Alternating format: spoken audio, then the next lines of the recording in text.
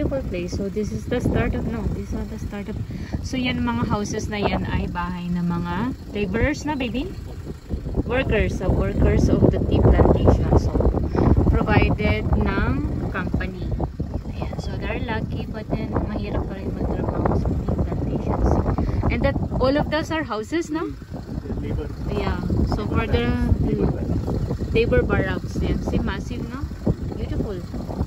Beautiful place. Pero mainit din. Ayan. So that's their houses.